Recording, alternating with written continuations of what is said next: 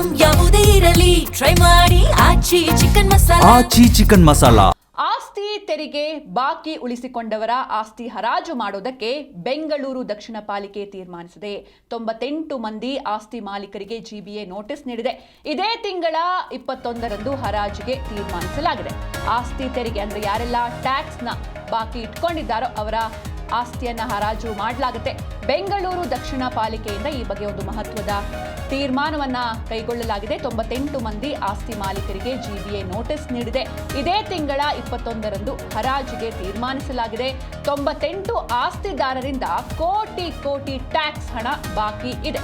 ಒಟ್ಟು 1,55,86,841 ಕೋಟಿ ರೂಪಾಯಿ ತೆರಿಗೆ ಬಾಕಿ ಇರುವಂತದ್ದು. ಬೆಂಗಳೂರು ದಕ್ಷಿಣ ಪಾಲಿಕೆ ಈ ಒಂದು ಮಹತ್ವದ ತೀರ್ಮಾನವನ್ನ ಕೈಗೊಂಡಿದೆ. ಆಸ್ತಿ ತೆರಿಗೆ ಯಾರೆಲ್ಲ ಬಾಕಿ ಉಳಿಸ್ಕೊಂಡಿದ್ದಾರೆ ಅವರ ಆಸ್ತಿಯನ್ನ ಹರಾಜು ಮಾಡಲಾಗುತ್ತೆ. ಮೊಬೈಲ್ ಮೂಲಕ ಆಸ್ತಿ ಮಾಲೀಕರಿಗೆ ಒಂದು ಮಾಹಿತಿಯನ್ನು ಕೂಡ ನೀಡಿದ್ದಾರೆ. ಅಂದ್ರೆ ಈ ರೀತಿ ನಿಮ್ಮ ಟ್ಯಾಕ್ಸ್ ಇನ್ನೂ ಸೆಟಲ್ ಆಗಿಲ್ಲ, ಹೀಗಾಗಿ ಇದೇ ರೀತಿ ಮುಂದುವರೆದ್ರೆ ನಿಮ್ಮ ಆಸ್ತಿ ಹರಾಜಾಗುತ್ತೆ ಅಂತ ಒಂದು ಮೆಸೇಜ್ ಕೂಡ ಸಿಕ್ಕಿದೆ. ಆಸ್ತಿ ತೆರಿಗೆ ಯಾರೆಲ್ಲ ಬಾಕಿ ಉಳಿಸ್ಕೊಂಡಿದ್ದಾರೆ ಅವರ ಆಸ್ತಿಯನ್ನ ಹರಾಜು ಮಾಡಲಾಗುತ್ತೆ. ಬೆಂಗಳೂರು ದಕ್ಷಿಣ ಪಾಲಿಕೆ ವ್ಯಾಪ್ತಿಯಲ್ಲಿನ ಆಸ್ತಿಗಳ ಹರಾಜು ನಡೆಯುತ್ತೆ.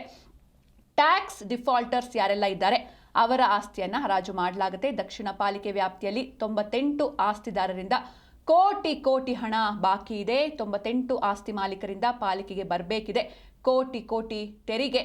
ಒಟ್ಟು 1,55,86,841 ರೂಪಾಯಿ ಬಾಕಿ ಇರುವಂಥದ್ದು. ಈಗಾಗಲೇ ಬಾಕಿ ಯಾರೆಲ್ಲ ಉಳಿಸ್ಕೊಂಡಿದ್ದಾರೆ ಅವರಿಗೆ ನೋಟಿಸ್ ಅನ್ನು ಕೂಡ ಜಾರಿ ಮಾಡಿದೆ ದಕ್ಷಿಣ ಪಾಲಿಕೆ. ಮೊಬೈಲ್ ಮೂಲಕವೂ ಒಂದು ಇನ್ಫಾರ್ಮೇಶನ್ ರವಾನೆಯಾಗಿದೆ.